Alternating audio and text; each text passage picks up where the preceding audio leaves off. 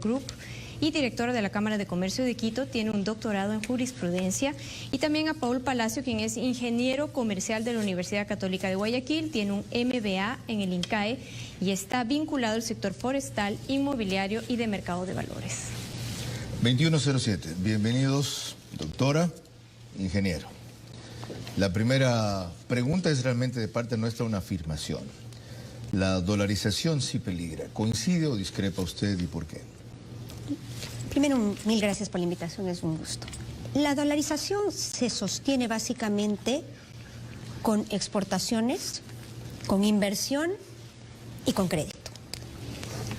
Si proyectamos una política que pone en riesgo la inversión, que genera preocupación al inversionista, o una política que pone en riesgo la productividad y nos hace menos competitivos en el tema de exportación. Si nos aislamos del mercado internacional y de los organismos internacionales, por supuesto que está en riesgo la dolarización. Paul Palacios, ¿la misma inquietud? La dolarización peligra desde el primer día en que fue instituida, porque los políticos buscan el poder y la dolarización se los quita.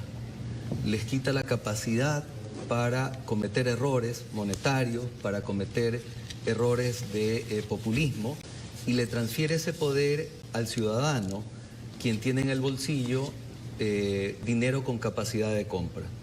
Si es que el político echa mano de emisión monetaria y destruye la dolarización, conquista poder y se lo quita al ciudadano común, a quien lo esclaviza en función de un crecimiento de precios como pasa en Venezuela y que no pasa en Cuba porque no hay productos para que los precios crezcan.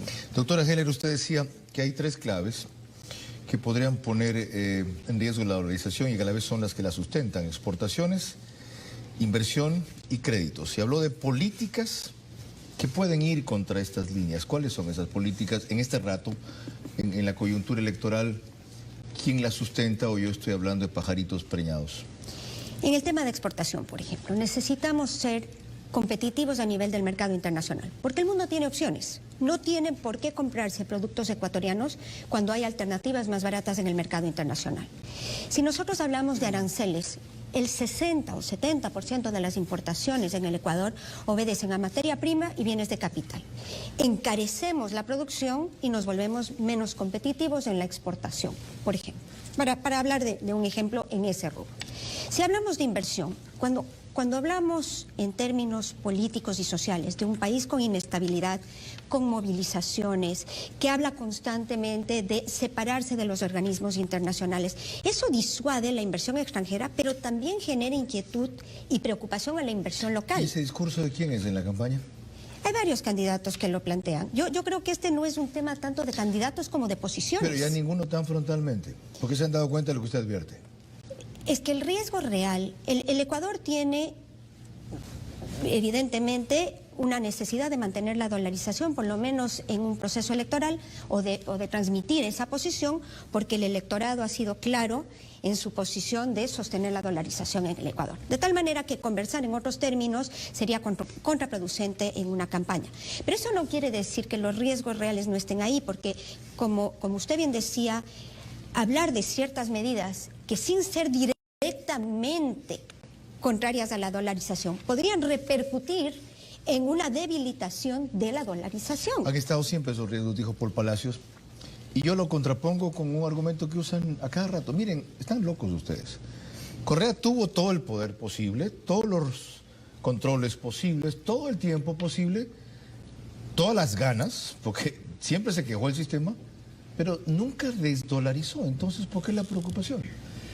Porque desafortunadamente, cuando el presidente Correa estuvo en el poder, eran unas condiciones económicas completamente diferentes a las que tenemos.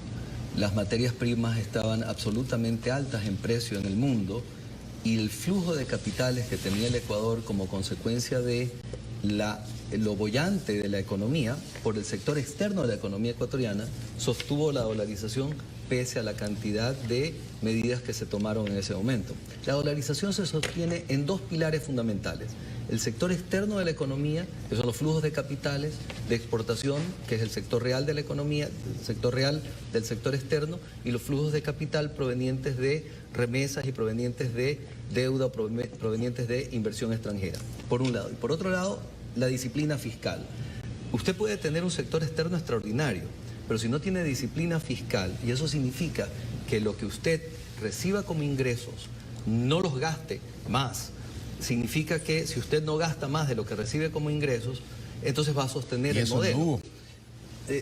Sin embargo, tuvimos la posibilidad de endeudarnos. La capacidad que el Ecuador tiene hoy de crecer en endeudamiento es bastante baja.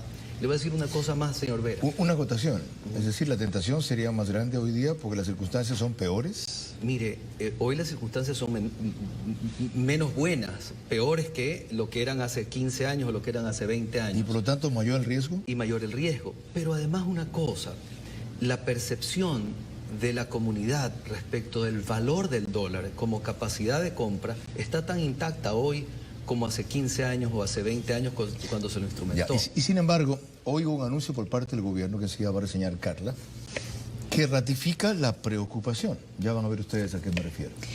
En efecto, Carlos, la próxima semana el Ejecutivo está próximo a enviar las nuevas reformas al Código Monetario que tiene cambios enfocados a fortalecer la dolarización. Aquí les traemos el último informe presentado por el noticiero de TC.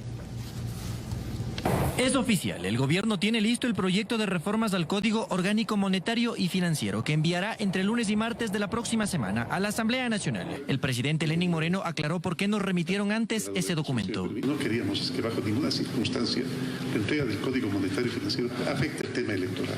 Que nadie se aproveche ni en favor ni en contra del tema. El ministro de Finanzas, Mauricio Pozo, aclaró que la propuesta apunta a fortalecer y defender la dolarización. Habló de transparentar los balances. Eso se perdió en el año 2009 y por eso utilizaron esa plata para prestarle al gobierno y que se gaste hasta en obras con corrupción. Explicó que otro de los objetivos es garantizar la independencia del Banco Central. Con un directorio cuyos nombres son propuestos por el presidente de la República en una terna en la Asamblea, se nominan 5 personas, 2 de ellas a tiempo completo. Bajo ninguna circunstancia serán ministros ni personas vinculadas a ningún régimen. Serán personas técnicas. Pozo dijo además que decidieron no enviar el documento porque el CAL, organismo del Parlamento que tiene que calificar los proyectos, no podía sesionar porque 4 de sus integrantes están en campaña electoral. Patricio Donoso, vicepresidente de la Asamblea Nacional, dijo que eso se solucionará a partir de lunes. Deberá direccionar posiblemente a la Comisión de Régimen Económico para su tratamiento. El proyecto tendrá carácter de urgente en materia económica. Es decir, la Asamblea tendrá 30 días para el trámite correspondiente. Cristian Hidalgo, TC Televisión. 21 horas 15 minutos. Si nadie la quiere acabar, ¿por qué tiene que mandar un proyecto para fortalecer y defender, doctora Geller? A ver, yo coincido, la dolarización está en riesgo. Tan peligrosa es la situación que a mediados del 2020 el mismo presidente hizo un anuncio a ese respecto. Estábamos en una situación muy complicada de una coyuntura nefasta donde la dolarización estuvo en altísimo peligro. Evidentemente tener un banco central independiente de las presiones políticas es fundamental para mantener la dolarización, porque en ese juego de activos y pasivos y de créditos y de depósitos y bonos del Estado, el riesgo real está en que no haya una reserva internacional que respalde todo ese ejercicio. Y si en algún momento hay que pagar todas las obligaciones que tiene el Estado y la reserva internacional, es decir, las deudas que tiene en el exterior, ¿no es cierto?, importaciones, deuda extranjera, etc. Si no hay ese respaldo internacional, ese es el fin de la dolarización. A ver, hay algunas puntualizaciones. Primero, Paul, ingeniero Palacios. Sobre el Banco Central, acaban de decir que la terna la va a mandar el Ejecutivo. Y reclama a la doctora Geller que sea independiente. ¿Qué independiente con una terna que va a mandar el Ejecutivo? Bueno, si es que el Ejecutivo la manda a la Asamblea, de alguna manera hay un contrapeso en la designación. No hay que olvidar que al final del día el Ejecutivo fue elegido soberanamente por el pueblo ecuatoriano y de alguna manera refleja o debería reflejar la voluntad del pueblo ecuatoriano. Sin embargo, usted decía antes, ¿por qué enviar una ley si nadie la quiere acabar a la dolarización? Señor Vera, sí la quieren acabar, Lo que ocurre es que existe rubor para expresarlo. ¿Sabe por qué existe rubor para expresarlo? Porque el 97% de la población ecuatoriana no quiere que se acabe. Y el 97% de la población ecuatoriana va a explotar el día en que alguien destruya la dolarización. Y después podemos hablar de las medidas que se pueden tomar para hacerle daño a la dolarización, desde el punto de vista fiscal, desde el punto de vista monetario, desde el punto de vista laboral, desde el punto de vista de comercio externo, desde el punto de vista de comercio interno, que son claves para que la gente se vaya dando cuenta, desde el punto de vista tributario, para que la gente se vaya dando cuenta de cuál es la conducción que va llevando cualquiera que sea elegido presidente del Ecuador para llevar a fortalecer o no la dolarización. Sí. Porque yo puedo decirle, ¿sabe que yo quiero fortalecer la dolarización? Sin embargo, voy a regalarle la plata del Banco Central a los ciudadanos. Ya. Como en efecto dijo el candidato Arauz. Los ciudadanos van a estar felices, probablemente 15 minutos $1.000 cuando reciban la plata. Para 1 millón de personas dijo inicialmente que saldrían de allí, pero después de 35 mil millones de los ecuatorianos que obligaría a traer acá. Pero los segundos $1.000 que le den a esos ciudadanos no les van a servir para nada. Y si no, pregúntenle a los venezolanos que están pidiendo plata en las calles ecuatorianas. Pero seguiremos en eso. Pero permítame, hay que hacer una puntualización. El dinero del Banco Central tiene dueños. Es decir, el Banco Central no es el dueño de ese dinero. Ese es un dinero de terceros. Entonces, hacer uso del dinero de terceros no tiene sentido tampoco. Está mucha gente de clase media y de clases populares que tienen cuentas en los bancos del Ecuador, que depositan a la vez una determinada cantidad de fondos como respaldo a lo que están haciendo. Así que no solamente el dinero de los ricos como creen. Carla. Y en este contexto, Carlos y amigos, al regresar vamos a tener nuestro reportaje con 3 visiones sobre la importancia de la dolarización, la necesidad de mantenerlas y los efectos que podría tener el desdolarizar nuestro país. Son las 21:18 y queremos recordarles que si ustedes no van a votar el 7 de febrero, permitirán que otros decidan por ustedes.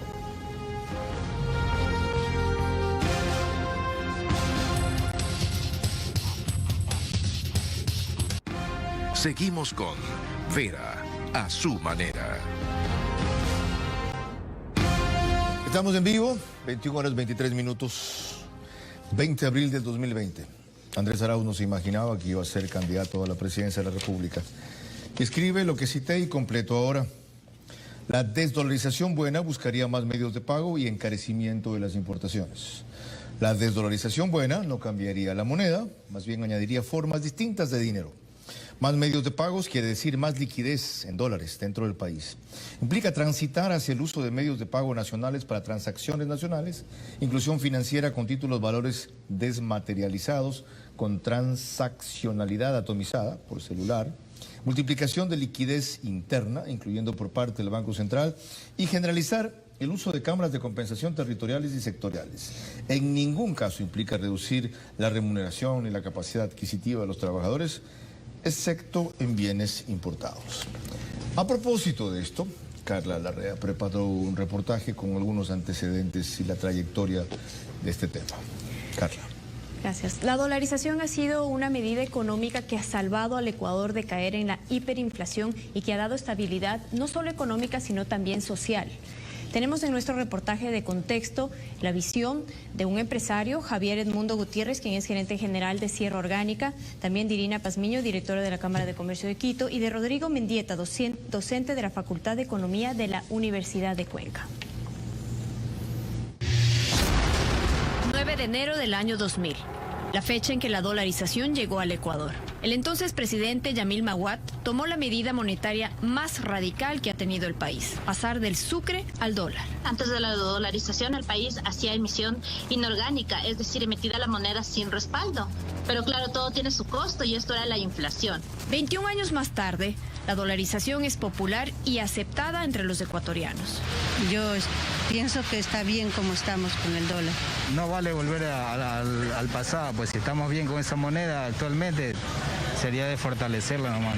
El 93.27% de los ecuatorianos están de acuerdo con que se debe mantener la dolarización en el país. Sin embargo, las mismas personas que respaldan la dolarización a veces apoyan medidas que atentan en contra de ella. En la carrera por llegar a Carondelet existen propuestas económicas que podrían significar un golpe mortal a la dolarización. Por ejemplo, el candidato Arauz, dentro de las principales propuestas, ha delineado las siguientes. financiar la entrega de $1,000 a 1 millón de personas a través de dinero electrónico. Estaríamos hablando de manejar una moneda paralela y en este caso sin ningún respaldo, lo cual sería catastrófico para el país, porque la dolarización está anclada en un soporte que está basado en la producción. Yo creo que va en contra de la lógica que la dolarización necesita para sostenerse. Lo más peligroso aún es que esto daría paso a que con un gobierno que irresponsablemente quiera manejar el gasto, pues obviamente puede ver aquí una herramienta para poder hacer lo que se conoce como una emisión inorgánica. O utilizar el dinero que el Banco Central tiene en el exterior. Este dinero no es del Estado para que de ahí pueda cumplir sus aspiraciones de ofrecimientos políticos. El único opcionado que siempre estuvo a favor de la dolarización es Guillermo Lasso. Vamos a fortalecer la dolarización y eso es un objetivo claro de nuestro gobierno. No estaremos jugando con un término alternativo. A lo largo de la existencia de la dolarización en nuestro país, también se han adoptado medidas que ponen en riesgo su estabilidad. Porque la dolarización lo que le ha debilitado es el manejo poco responsable del gasto público. Y lamentablemente tener un Estado o un tinte populista haya volcado en volver, digamos así, al motor de la economía, el sector público, da la idea, ¿no es cierto?, artificial de que estamos bien. Pero lo que se está haciendo es acarreando deudas, acumulando deuda, utilizando dinero que obviamente pues no se debe utilizar, como es el caso del dinero en el Banco Central. Y a pesar de todo lo que ha pasado en el transcurso de la vida de la dolarización, nos ha traído grandes beneficios. Para los empresarios tener dolarización significa hacer proyecciones de planificación en gastos, planificación en ventas, planificación de inventarios, es decir, nos permite tener un panorama dentro de lo incierto, cierto. Puedes hacer inversiones a largo plazo en el cual tú puedes decir, bueno, a 10 años yo puedo amortizar la compra de un equipo, de un cabezal o de una maquinaria para la empresa. Y hago mi proyección de que tengo una moneda estable en la cual, si yo sé que, digamos, el crédito tengo que pagar, no sé, $1,000 al mes, van a ser $1,000 al mes hoy, mañana o aquí a 10 años. Para los asalariados, moneda que los incorporó al crédito. Algo importantísimo, nos daba la seguridad y la certeza de que los ingresos podíamos tener una planificación y una adquisición de compra con la dolarización. No así, cuando nosotros teníamos una moneda en la que todos los días cambiaban los precios de los productos básicos, en general de todos los artículos que nosotros requeríamos. Si llegáramos a desdolarizar la economía ecuatoriana, las consecuencias en este momento serían catastróficas. Lo que podríamos prever es que es un panorama incierto en el que nosotros no tendríamos ningún tipo de garantías, no podríamos hacer planificaciones, de tal manera que nos dejaría pues fuera de mercado. Si es que nosotros queremos poner una moneda paralela, cambiar la dolarización, sería terrible a nivel empresarial. Y es que esta medida obliga al país a cumplir con varias condiciones positivas para la economía ecuatoriana. Con el país, si no hubiésemos tenido la dolarización, después de toda la experiencia que hemos vivido estos últimos 14, 15 años, lo que estaríamos en este momento es viviendo una posición económica exactamente igual a la de Venezuela. Es decir, una economía en donde ya no hubiésemos soportado más con inclusive una inflación alta, galopante o quizás hubiese llegado a una hiperinflación y que prácticamente hubiese generado una conmoción social en nuestro país. La protección de la dolarización está en manos de los ecuatorianos que debemos decidir en las urnas este 7 de febrero. 21:29. Comienzo en cambio por el ingeniero Palacios ahora. Si hay casi unanimidad en esto, ¿por qué hay un electorado cerca de 25-30% dispuesto a apoyar al candidato que habló de desdolarización buena? Porque me parece que la mayor parte del electorado que tiene esa tendencia no tiene suficientes elementos para evaluar lo que dice o escribe por un lado y lo que por otro lado recibe como un mensaje mediático. Déselos usted. Bueno, el primer mensaje importante que yo quisiera darle al electorado es que piense en la esencia de su poder como individuo. Y la esencia de su poder como individuo es que tenga capacidad de compra, que tenga predictibilidad, que sepa que puede tomar un crédito y sabe cuánto va a tener que pagar a lo largo de los 15, 20 años. Hace 30 años, salvo por el Seguro Social, nadie le daba un crédito a 10 o a 15 años plazo. para comprar una vivienda. Eso le permitió a gran parte de la clase media, media baja, acceder a eso y a veces a vehículos. Eso le permitió a la clase baja o media tener refrigeradora, señor Vera. Nadie le daba crédito para comprarse una refrigeradora o una cocina. Hoy lo puede hacer. Mire usted la cantidad de televisores, de equipos de música, de refrigeradoras, de cocinas que tiene a la gente más pobre de este país. ¿Y por qué no se lo han dicho los candidatos o estamos nosotros a tiempo todavía de advertir? Porque no hay una campaña sistemática de decirles, miren, esto que parece que no es importante es vital para su economía. Bueno, yo creo que desafortunadamente hay dos carencias. La una carencia es mostrarle al electorado lo mal que podemos estar, si estamos mal, y el hambre es un mal consejero para votar, no estamos bien, y que podemos estar peor. Y la otra, el otro gran mensaje es que sí podemos estar mucho mejor si nosotros tomamos como país las medidas de disciplina fiscal, de apertura, de llamado a la inversión extranjera, de estabilidad de largo plazo, de evolución hacia una economía más liberal. Sin duda vamos a estar mejor como país. Ciertamente no lo han hecho. Y por eso el reto de asumir este espacio y la invitación a ecuatorianos como ustedes para que hablen lo que otros han callado. Y en mi caso de ser anfitrión de personalidades así. Antes, doctora Heller, de proseguir en la misma línea, leo una segunda parte de este documento que es increíble. La desdolarización buena enfocaría el poder del Estado en los controles a la salida de divisas, del famoso timbre cambiario.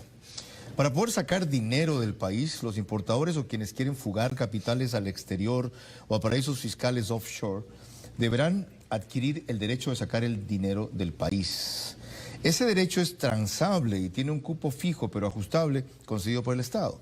El cupo es vendido por el Banco Central. En los hechos, esto desdolarizaría la salida de divisas de los ricos y de los importadores.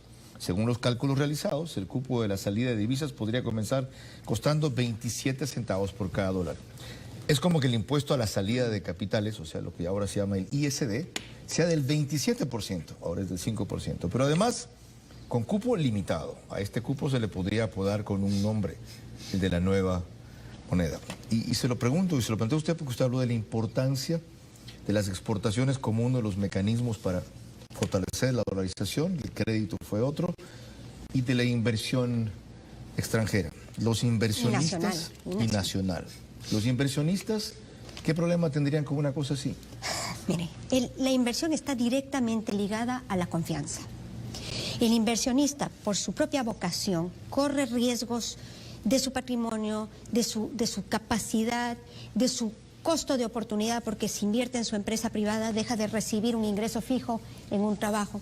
De tal manera que para hacer todo esto tiene que haber la confianza en que el ejercicio va a ser de buen resultado. Ya, pero lo que están diciendo aquí, mire señora, si usted gana tanta plata aquí, con razón por el riesgo que corre, no la saque toda, pues. Ay, si la quiere sacar, perfecto.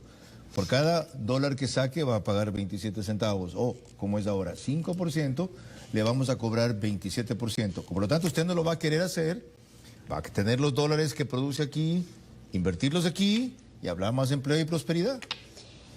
Primero, la medida de poner un impuesto de salida de capital tiene como efecto paralelo la carga al ingreso de capital, es decir, funciona en ambas direcciones. Porque lo que en teoría lo único que hace es controlar el egreso, también paralelamente lo que hace es cohibir el ingreso. De tal manera que eso hay que sopesar. Entonces, ¿qué hace el inversionista, el empresario que le va bien en este país, por este país? ¿Qué hace? Mire, yo creo que el empresario cumple y cumple recontra bien. El empresario corre riesgos, invierte, genera trabajo, paga impuestos, aporta, le dedica su esfuerzo, su tiempo y hace país. Yo creo que al empresario no hay nada que reclamarle.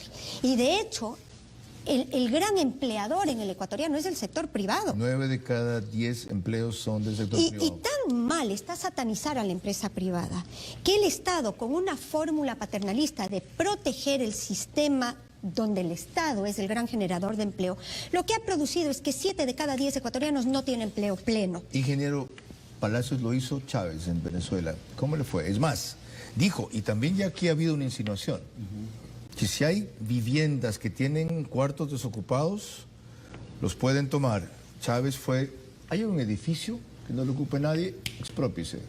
Una fábrica que este rato está parada, exprópiese. ¿Cuál es el problema con eso? Si hay gente que tiene bienes y no los pone a producir o los tiene ahí desocupados. Señor Vera, usted antes hacía la pregunta, ¿por qué razón no debería de ponerse un ISD alto de 27%? Yo crecí yo pasé buena parte de mi vida en el campo, y en el campo hay un dicho que dice, cuando el caballo es de uno, no hay por qué amarrarlo. ¿Por qué razón alguien pudiera querer llevarse plata del Ecuador si es que en el Ecuador hay futuro y en el Ecuador hay posibilidades de generar valor y en el Ecuador hay rentabilidad y en el Ecuador hay la posibilidad de generar expansión económica y empleo? La única razón es porque esa persona, cualquiera, no el rico, también el pobre, porque el pobre también tiene familia en el exterior que le puede decir, no me mandes las remesas, quédatelas ahí y ténmelas durante un tiempo, porque cuando tú las mandes valen 27% menos, que es lo que el gobierno me está imponiendo si la quiero sacar después. Lo que nosotros tenemos que hacer no es poner trabas a la salida de capitales, porque las trabas a la salida de capitales, como antes decía la doctora Heller, al final del día terminan siendo trabas a la entrada de capitales. Lo que tenemos que hacer de alguna manera es transparentar la posibilidad de que cualquiera que quiere llevarse su plata se la lleve en cualquier momento, porque al final del día no es plata del Estado ni es plata del gobierno, es plata de la persona. Una sola afirmación suya quiero rebatir. Al empresario no hay nada que reclamarle, no, tampoco así. Hay algunos que evaden impuestos. Pero eso, ahí ya está hablando de la ilegalidad y no de género. Hay otros que se aprovechan de la flexibilidad laboral. Al incumplidor de ley tiene que sancionarle la ley. Pero ese es un caso puntual donde amerita ser juzgado con el esquema legal que el país tiene para esos casos. Pero eso no genera bajo ningún criterio un concepto que puede ser aplicado a todo el mundo. ¿Por qué este resentimiento contra los empresarios y contra los ricos? Mire, ¿Si generan 9 de cada 10 empleos? A ver, yo creo que es fácil encontrar un chivo expiatorio. Y el empresario es un buen chivo expiatorio. ¿Por qué no? Es decir, es un mensaje que cala bien, que es de aceptación y gusto popular, afecta a un porcentaje más reducido de la población. Si la ven a usted, locuaz, guapa, elegante, inteligente, próspera, envidia. Mire, yo creo que el empresario ecuatoriano es un buen empresario en la gran mayoría de los casos. Y ejemplo de eso fue, por ejemplo, el terremoto. No hubo que pedirle nada al empresario. Inmediatamente, al día siguiente, solidariamente, sin beneficio y sin obligación alguna, el empresario ecuatoriano y en general la sociedad civil ecuatoriana fue absolutamente solidaria. ¿Sabe usted lo que hizo este señor en la pandemia? Este señor no. Se lo cuento. Se lo cuento. Ese sonroja. Por eso está aquí invitado.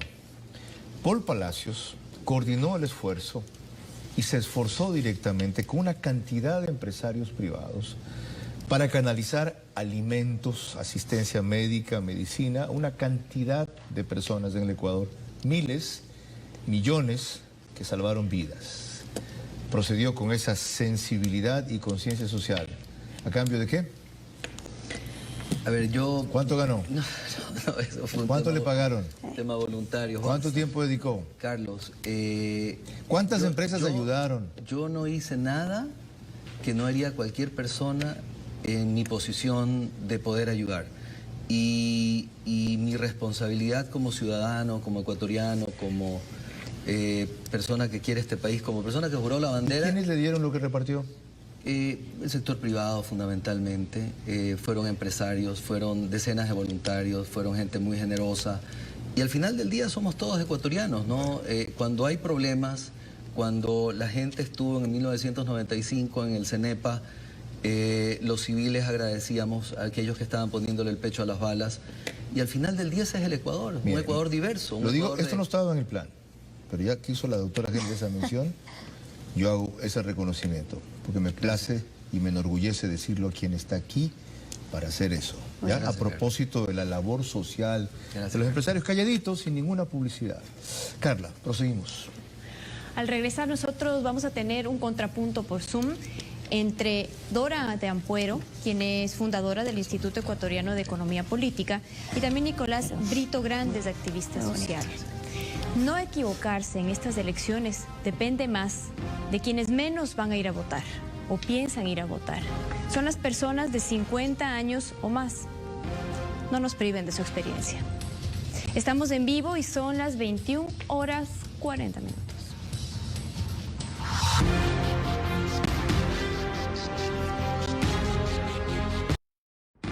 Seguimos con Vera, a su manera.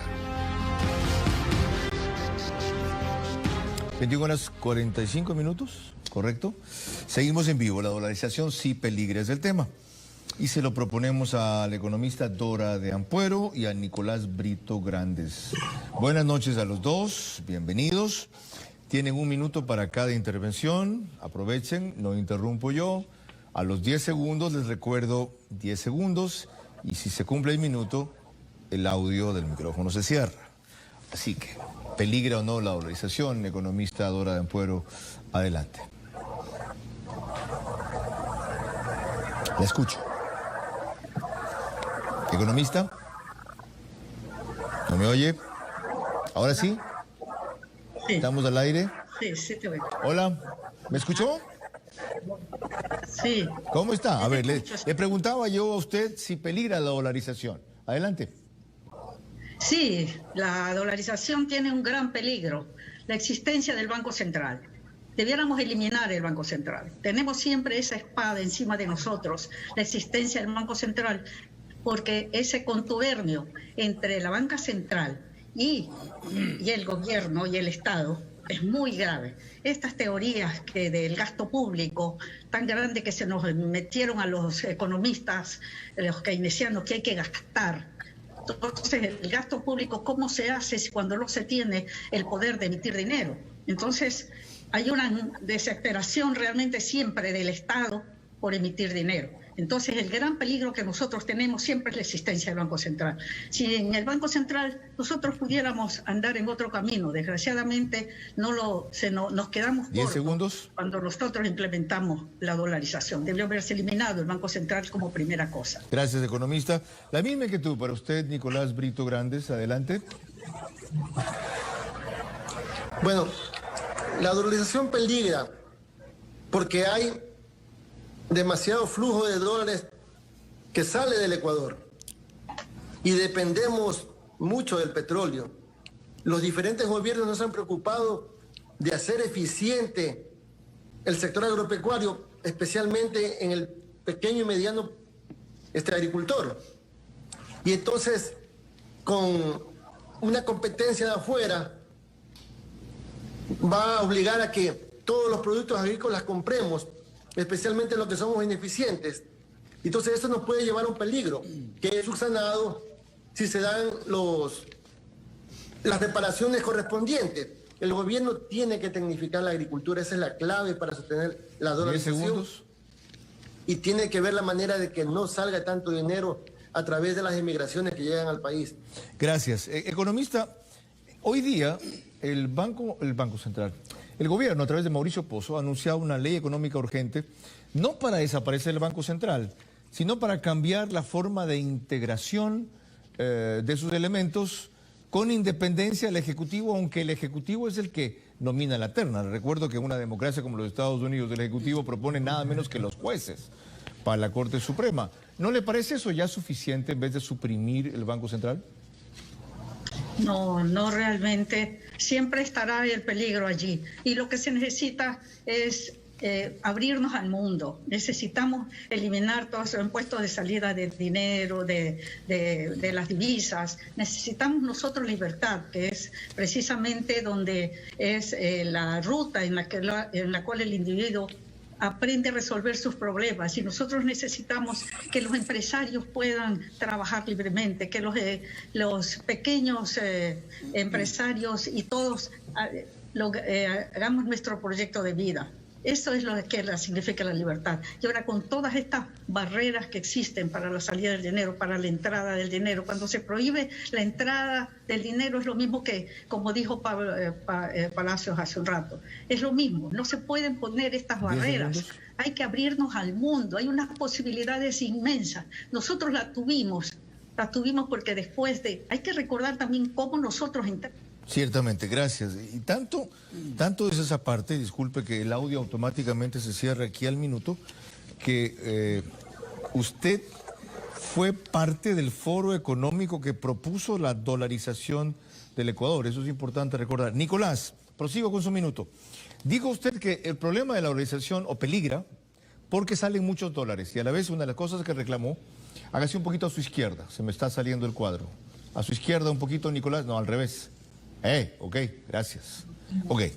Y dijo primero que el problema es que salen muchos dólares y luego que lo clave es fortalecer el sector agropecuario. ¿Por qué salen muchos dólares y cómo fortalecer el sector agropecuario?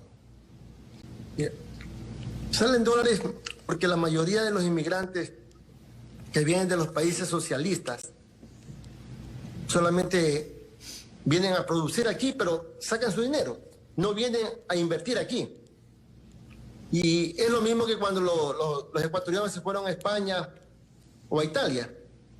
Nos sobrevivimos con esas remesas, pero no estamos obligados a ser iguales o recíprocos con el tema de los migrantes que vienen de los países socialistas, de Venezuela especialmente. Debería haber una manera de que esos dólares no salgan. El gobierno tiene que ver, ese es un problema social. Y el tema de la agricultura es fundamental, porque con el acuerdo de libre comercio, el gran productor norteamericano se va a comer al maicero ecuatoriano, al arrocero ecuatoriano seguramente, entonces no hay que esperar que llegue ese punto, sino hacer eficiente el sector.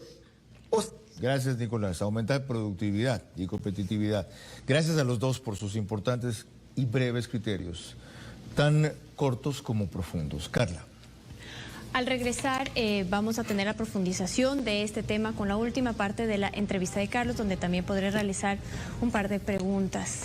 Gracias por seguir acompañándonos y quiero insistir en algo. No equivocarnos en estas elecciones está más en manos de aquellos que menos piensan ir a votar, que son personas de 50 años o más. No le priven al Ecuador de su experiencia. Estamos en vivo y en directo y son las 21:52.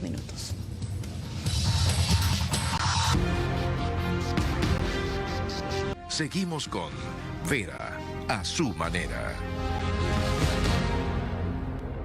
21:56. Aquí está lo que les anuncié. Miren, esta negativa constante y nosotros, dale con que piensa desdolarizar. Mi nombre es Andrés Arauz y vamos a fortalecer la dolarización y que quede claro a todo el mundo, vamos a fortalecer la dolarización. Ahí está, ingeniero Palacios. ¿Va a fortalecer la dolarización? Bueno, eso sí, llega a ser presidente, ¿no? Y todavía falta... ¿Y le cree? La evidencia, por lo menos, que he podido observar es que es un poco más afecto a crear monedas paralelas, a generar gasto público más grande que los ingresos fiscales. Esa es la evidencia que he podido observar. ¿Y usted, doctora Heller? Yo creo que hoy está claro que el Ecuador quiere un país dolarizado, razón por la cual todos los candidatos se han pronunciado favorablemente a la dolarización. La pregunta importante es si harán lo que se requiere, no si la intención está ahí. No, yo no creo que hay candidato o presidente que quiera realmente desdolarizar porque el país se le vendría encima. Creo que hay un clamor popular que es innegable. La pregunta real es si las medidas coyunturales que no parecerían ser significativas en los ojos de los candidatos, finalmente no van a debilitar la dolarización. Y esa es mi preocupación. Algo de eso nos referiremos al concluir. Pero antes, Carla los ha seguido con atención y les quiere hacer una pregunta a cada uno. Carla. Ingeniero Palacios, gracias. Es necesaria la modernización de la ley laboral, pero ¿cómo realizarla si ustedes no han podido llegar a acuerdos con los sindicatos? Bueno, creo que hoy la esencia del tema es permitir flexibilidad laboral. Y flexibilidad laboral no significa reducir el salario a los trabajadores, significa incorporar a una masa muy grande de personas desempleadas a que puedan emplearse en condiciones favorables para esos trabajadores, en un acuerdo bipartito entre el empleador y el trabajador. El país que mayor flexibilidad laboral tiene en el mundo es el país que mayor nivel de empleo en el mundo tiene, que son los Estados Unidos. Nos aterramos cuando vimos que Estados Unidos había perdido casi el 17% del empleo con la pandemia. y hoy Estados Unidos ha regresado a un nivel de 4% de desempleo. ¿Por qué? Por la flexibilidad laboral. Yo no le tengo miedo a la flexibilidad laboral.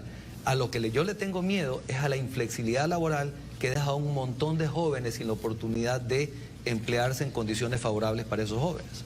Bueno, esperemos que también los sindicatos se abran a esto. Yo creo que ya los sindicatos hoy tienen menor relevancia.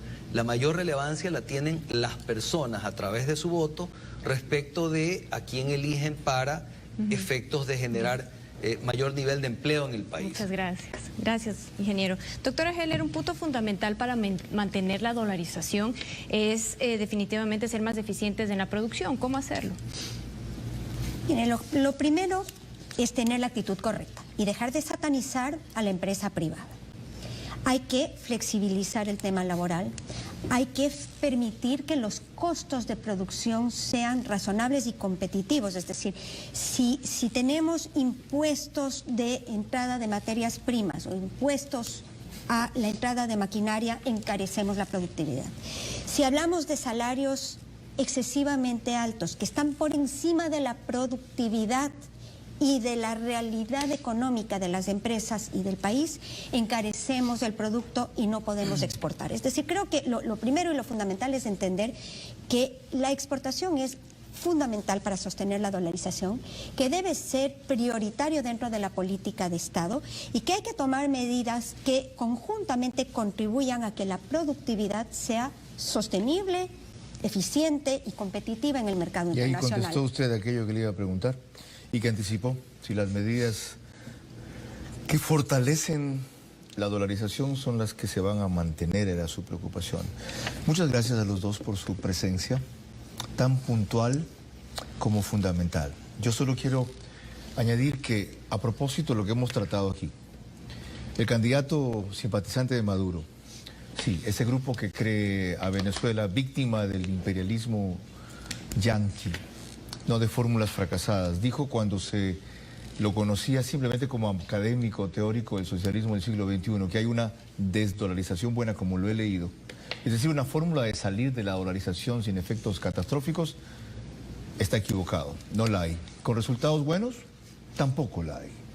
Al darse cuenta de que ese sueño trasnochado que arruinaría al pueblo, como también se ha dicho aquí, al cual proclama él defender, primero lo que hizo fue negarlo, al ser descubierto lo puso en contexto y luego simplemente lo ha borrado de todo trazo. Bien, pero ha ido más allá. Dice con desparpajo, como acabamos de ver, que va a fortalecer la dolarización. Y entonces viene la objeción que le hacía aquí a Paul Palacios. ¿Cómo? Pero si Correa tuvo 10 años y aunque no le gustaba la dolarización, no salió de ella y pudo haberlo hecho. Aquí está también lo que mencionaba Paul. Claro, hay una razón. Hubo dólares porque tuvo petróleo de hasta $100 por barril. Petróleo que hace poco cayó hasta 16 el barril. Hoy no hay plata, por la que el correísmo corrupto saqueó, por la deuda que Lenín Moreno aumentó, porque Correa desapareció los fondos de emergencia, porque la pandemia nos remató, mientras la corrupción siguió, aunque de mucho menor volumen, de mucha mayor visibilidad. Consolándose algunos porque esta vez se la denunció, se la persiguió y unos cuantos capos terminaron presos o prófugos. Entonces hoy, como decíamos aquí, la tentación es mayor y la ignorancia peor. Mejor dicho, el dogmatismo. El dogmatismo, esa convicción en que todo lo que dice la izquierda es justo y se mantiene ya por 32 años en Venezuela, aunque es injusto. Y en Cuba, aunque todos son iguales en la pobreza. Por eso no es exageración repetir y advertir de mi parte que la dolarización sí peligra. Pero el poder de frenar esta locura solo lo tienen ustedes. Está en ustedes. Ese poder se ejerce yendo a votar. El riesgo de contagiarse de COVID es menor al riesgo de tomar otra vez el camino hacia Venezuela. Será un día de miedo e incomodidades el 7 de febrero, sí. Pero serán días de terror y más pobreza, de reinado del narcotráfico y la inseguridad, si a estos nostálgicos de la desdolarización se les da la oportunidad de perder cable a tierra al llegar a poder, como ocurrió ya. La decisión, repito, es de ustedes. El poder está todavía en ustedes. Carla. Mañana nuestro tema es vacunación. Carlos. Y salud, vacunación y salud. De paso, Gamavisión reprisa este programa desde el domingo. Lo hace en los horarios de las 20 horas. Buenas noches. Esto fue Vera a su manera.